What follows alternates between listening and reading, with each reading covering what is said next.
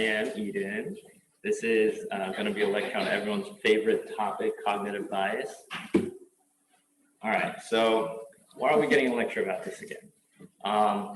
So we're going to start off with why do we care about cognitive biases, what sort of effect it has on us in the clinical arena. We're going to go over the types of cognitive bias with some illustrated cases, and then we're going to go into talking about how can we cognitively de-bias or prevent ourselves from making these types of errors in the first place. All right, so why?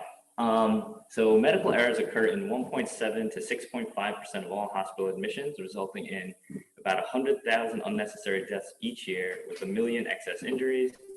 And in 2008, this cost a total of about $19.5 billion with an incremental cost per error of about $4,700 with an increased length of stay of 4.6 days per admission.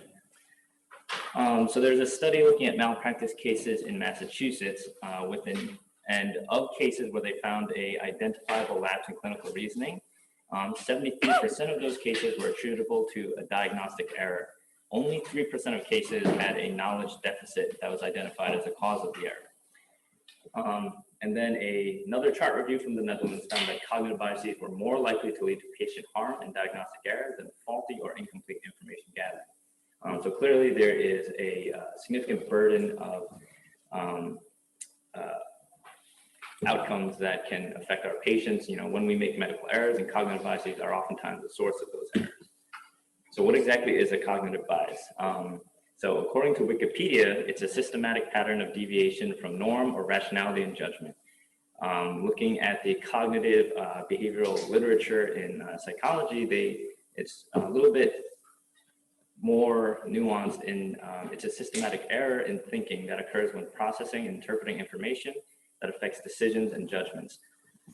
So if a cognitive bias is a systematic issue, then it serves to reason that there must be a systematic approach in order to preventing them. And we're going to go over some of the ways we can do that. But first, we're going to go about how do we actually think and come to medical decision making. So there's this idea that there are two types of thinking or two systems of thinking. The first type is fast, reflexive, requires actually very little thought. In some ways, you can think of it kind of like your gut, your instinct, your intuition. And type 2 is more slow and analytic. So this is when you are kind of poring over a case, and really thinking through all the little details. So this algorithm kind of shows us how we, as doctors, kind of learn, right? So when a patient comes in, our initial thought is we kind of feed this presentation into our pattern processor. If it's a pattern that you recognize, you go into the type 1 fast reflexive thinking, right? So this is your more experienced clinicians, your senior faculty. If you don't recognize this pattern, then now we're talking about, your junior residents, medical students. Then you go into the type 2 slow analytic process. And over time, as you continue to see more and more cases, as Dr. Simmons says, more patients, more learning, right? This type 1 type of thinking slowly becomes that the type 2 thinking with repetition becomes type 1 thinking. So when you look at that top portion, that kind of feeds into the type 1 thinking. It mentions hardwiring, ambient conditions, context, task characteristics, age, experience, affective state, gender, and personality. These are all outside factors that will influence your type 1 thinking as well. So this is called the dual process theory, and a lot of these things that we don't really think about, emotional polarization towards the patient, recent diagnoses, recent cases that you've seen, and then obviously the cognitive biases will affect that type 1 thinking. And that's why in that top portion of the flowchart, you see there are multiple arrows leading to calibration and ultimately diagnosis. When you look at the type 2 thinking, again, this is things that we have a little bit more control over, right? Education, training, critical thinking, logical compliance, rationality, feedback, and intellectual ability.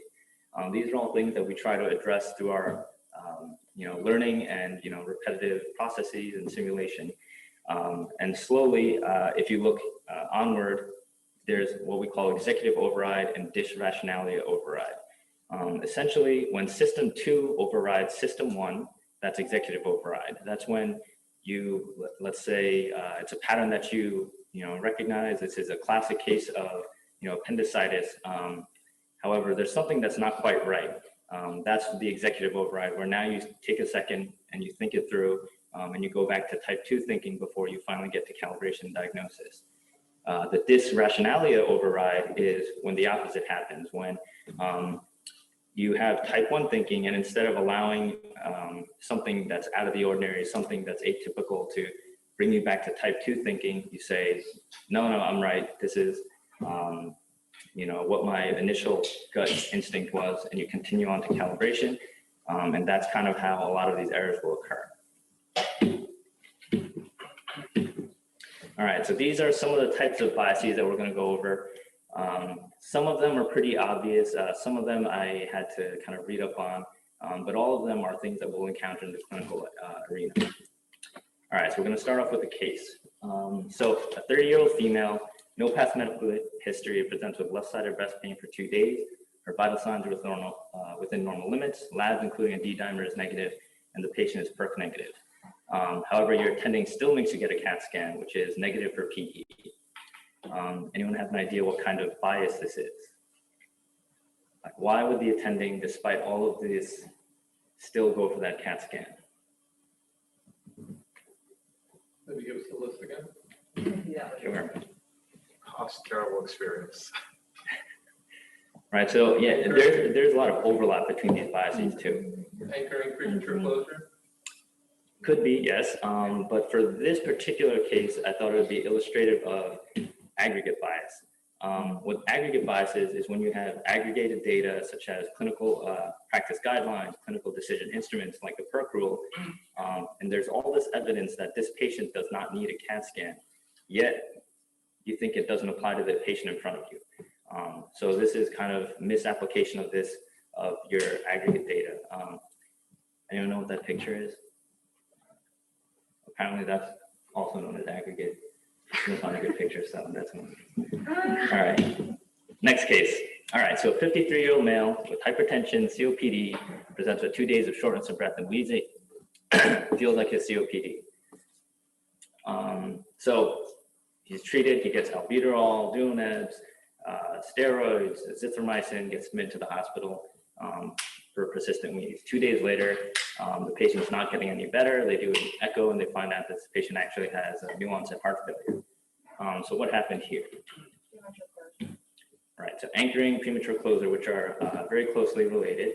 This is the tendency to rely too heavily or anchor on one trait or piece of information when making decisions, and it's usually that first piece of information that you gather. All right, next case. A medical student presents the case 2. This is the third young healthy patient with chest pain. The last 2 had normal EKGs and chest x-rays before they were discharged home. So in this situation, it is pretty easy to just assume that this next one also is a benign cause of chest pain, do the same workup and discharge them. And then you can oftentimes miss something bad. So what is this kind of bias? Right, availability bias, right? It's a tendency to think all things recently are pretty much the same. It's whatever is most recent within your memory as well. So you overestimate the likelihood of events with greater availability in your memory. And again, influenced by how recent the memory are or how unusual or emotionally charged they might be. All right, so next case. 60-year-old female, hypertension, diabetes, hyperlipidemia, comes in with chest pain that's worse with exertion. Her EKG shows new T-wave inversions in leads V1 through V4, and the trope is 0.25, so you admit the patient for ACS. Unfortunately, this patient actually has a PE. So what's going on here?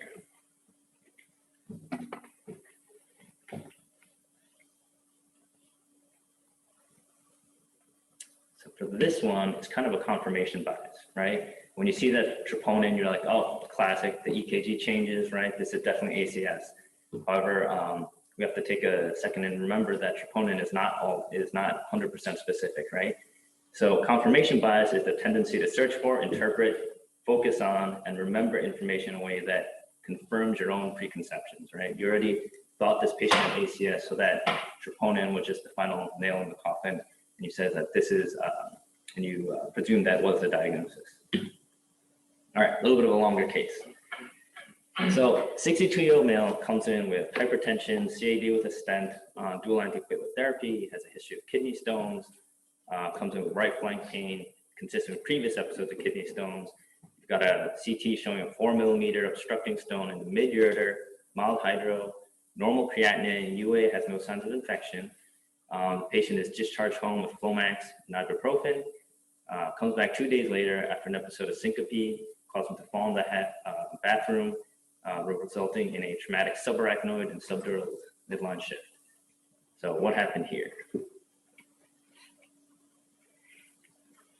This one's a little bit more subtle. So this is essentially a patient who did not need Flomax, right? There's no evidence that Flomax would actually help this patient.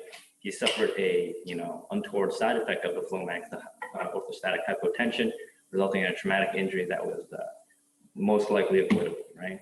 So this is what we call the commission or omission bias. So these are kind of two sides of the same coin. The commission bias is when you feel the need essentially that you have to do something, you have to intervene. And the omission bias is the kind of the opposite, where you think you don't have to do anything. So it's defined as like an obligation towards beneficence, in that harm to the patient can only be prevented by active intervention or by doing nothing. And it is more likely in overconfident physicians, but omission bias is a little bit more common than the commission bias. All right, so next case. These are all cases based in reality, though, just so you guys know.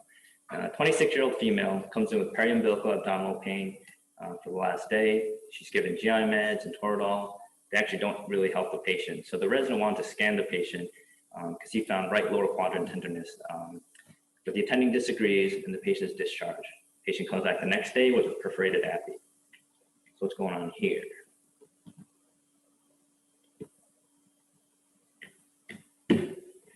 This is the blind obedience bias, right? Showing undue deference to authority or technology. Another good example, which we often see, is let's say a downstate overnight, radiology resident puts in a read, says that it's, scans negative, patient gets discharged home. The next morning, the attending reads it and says, actually, you missed X, Y, and Z, right? Or if we just trust the radiology interpretation without viewing the images ourselves, right? So this can occur when an individual or a team defers to the opinion of a consultant or radiologic study, even if it doesn't make sense with the clinical picture. So let's say a clinical trial is just released, okay? It increases, now there's a new intervention that increases survival from 94% to 96%, decreases mortality from 6% to 4%. However, it does have some increased GI side effects and rashes, and it reduces mortality by 33%. All of these are essentially saying the exact same thing, right? But it depends on how you, but these can all, when you just hear one of these in isolation, it can really change how you view that data and how you will interpret the results of this study. This is known as the framing effect, right? So it's kind of like when you use your heart score, that says that it's low risk or moderate risk. Let's say that the patient has a 20% risk of major adverse cardiac event in 30 days. It sounds a little bit different than saying the patient has an 80% chance of no major adverse cardiac event within 30 days. So even if it's the same data, depending on how you present it, it will change how people interpret it, and it causes a significant bias. Another example of this would be how patients are triaged, right? So if a patient is triaged to fast track versus main, oftentimes you will change how you work up that patient and how seriously you take their complaints, simply because it's in a different situation, right? And this is also kind of borne out in the literature, where how you word things will significantly change patients' and doctors' decision-making. And what they find is that the best way and the least biased way of representing data in clinical trials is with absolute numbers, with obviously statistical significance. When you look back at the reduces mortality by 33%, right, that's a relative risk reduction, right, 6% to 4%, but it just sounds so much bigger and so much more significant than decreasing mortality from 6 to 4%, right? And that's how a lot of times in the news, a lot of studies will be reported with relative risk reduction, So the public will, not really understand the full meaning of a lot of these studies. All right, so we've got a 53-year-old male, has diabetes, comes in with hyperglycemia. He's got 3 admissions for DK, HHS this year. You ask if he's taking his meds, and he says no. You treat his hyperglycemia, you discharge him, scolding him for not taking his meds. All right, so what's potentially going wrong here? So this is what we call the fundamental attribution error, right? We're blaming the patient for, not taking his meds. That's why you're sick. It's because you're not doing what you're supposed to do. But if you, instead of just kind of blaming the patient for their non-compliance, you have to go and talk to the patient. Turns out he lost his job, lost his health insurance during the pandemic. Now he can't afford his insulin. So there's another factor at play here, which is why he's unable to be compliant with his, regimen. Right. So asking those questions gets you to the, right cause of what's going on, and you're able to get social work to see him and help him, actually get his meds and things like that. And essentially, it comes down to a tendency to blame people for their own illnesses as opposed to the factors around them, whether they be economic, social. All right. So now we've got another case. It's a 75-year-old female.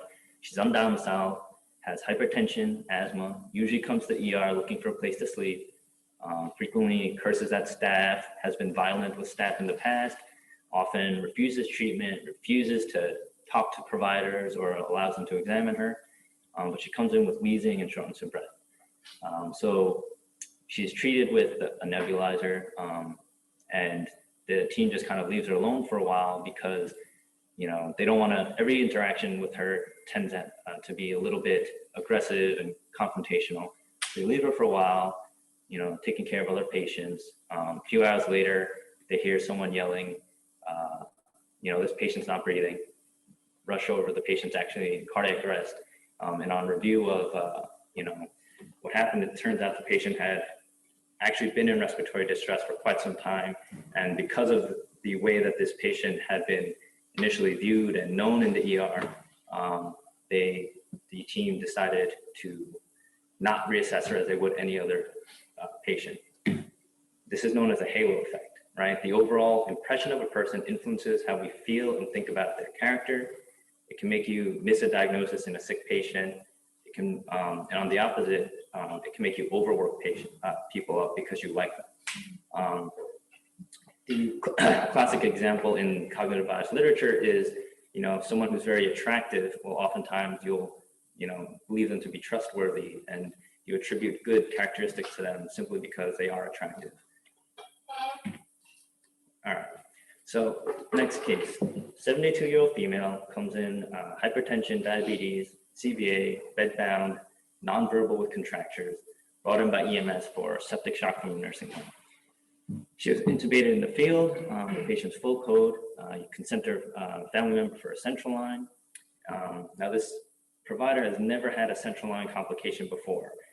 They gown up, they try multiple times to place a CVC in the right IJ.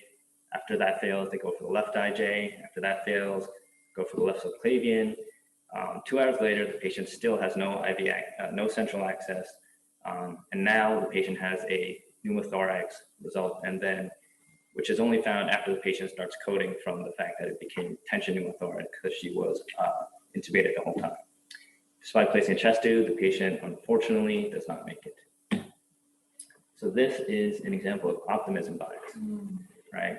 All my patients with X, Y, and Z do fine, so this patient's going to be fine as well, right? I've never had a complication of a central line, so I never will. I've never had a difficult airway.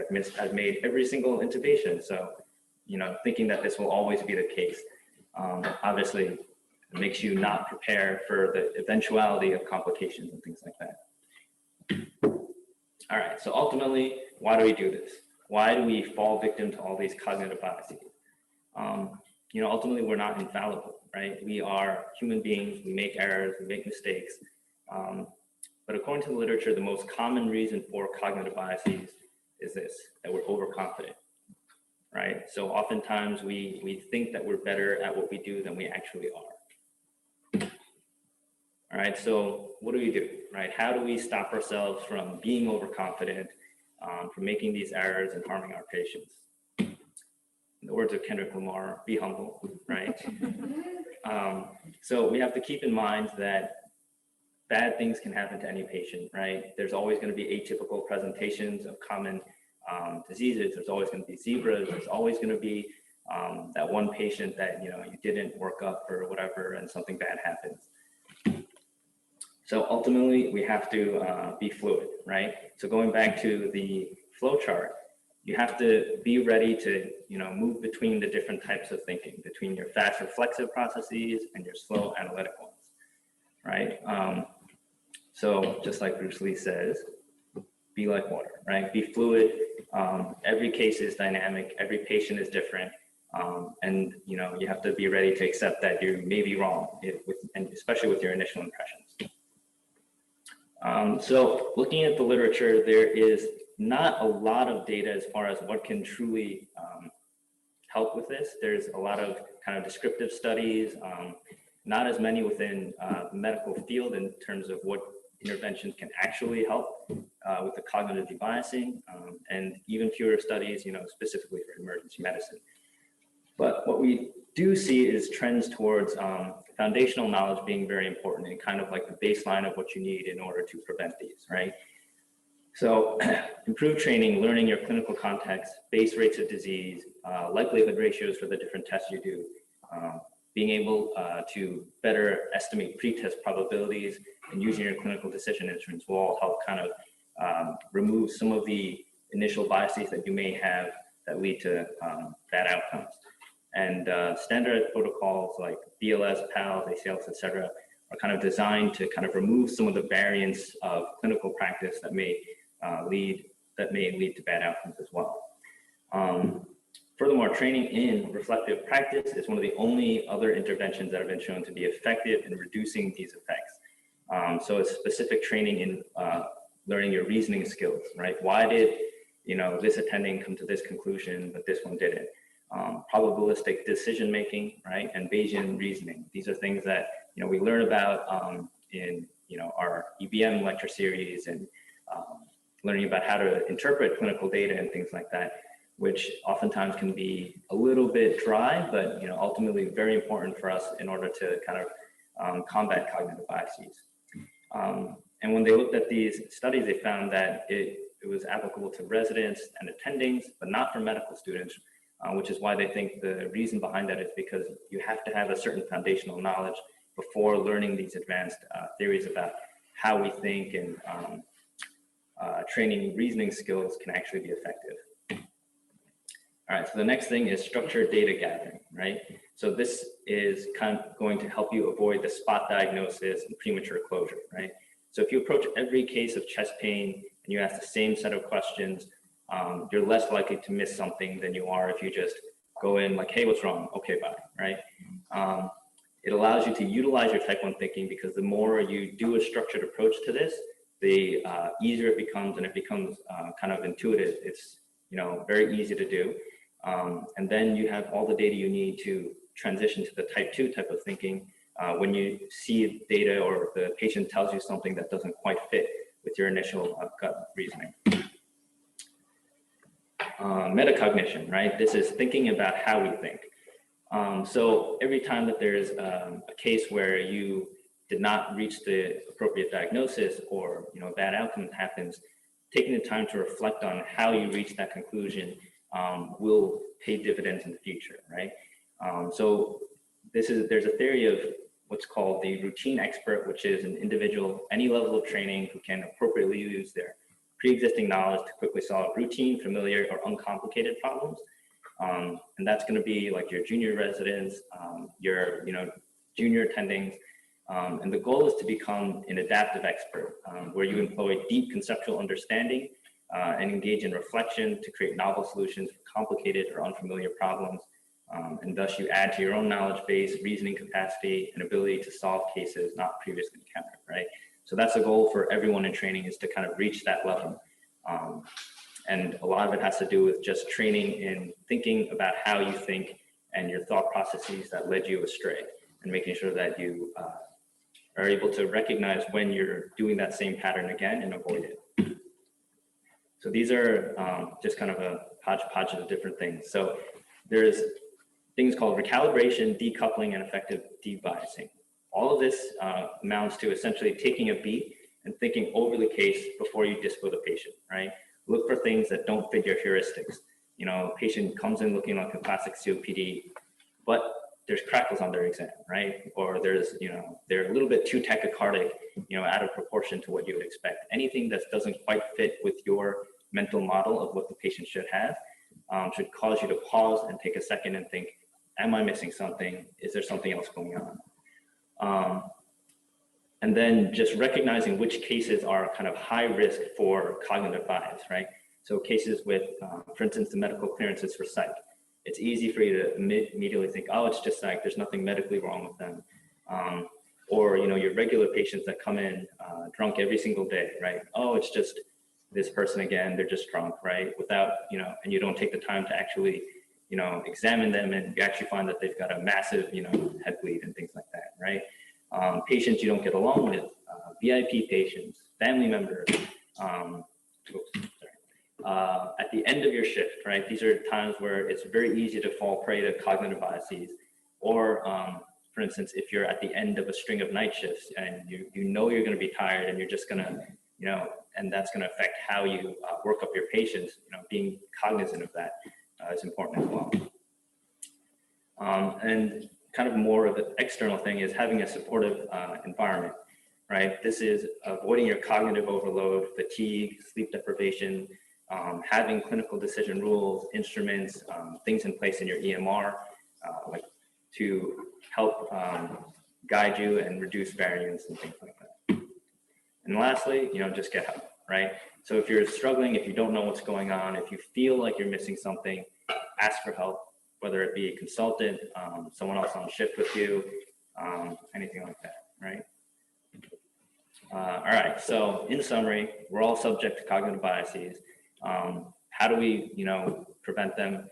It's one, improving our foundational knowledge, knowing the evidence, practice metacognition, thinking about how we think and how we can kind of restructure these mental pathways that we have to, you know, steer us away from the cognitive biases. And, you know, double check yourself, be humble, make sure that, you know, you're always reconsidering, am I missing something? And that's it. Here are my references. Any questions? Any questions? Just a comment and a question. I think it's the hardest thing we do in emergency medicine. I think a lot more than many other specialties, just because we're making decisions all the time. We rely on our type 1 thinking so much because we're often overrun with a lot of different things. I think the most important thing is what you talked about, the recalibration, kind of just being self-reflective in terms of thinking when you are making bad decisions, and we all do it, you're going to make bad decisions your whole career, and kind of thinking about those times, and a lot of times we don't want to think about it, and reflecting on that, and then reflecting on types of patients that may be triggers for you. And I think that's a good way to combat all types of bias in medicine in general. I think the hardest one, and this one you mentioned, is the blind obedience bias. I developed in my career in terms of like talking to consultants and when you don't agree with them, and that's a really difficult thing, I think, as a resident or as a junior attendant. So I was wondering if you came up with any strategies for that.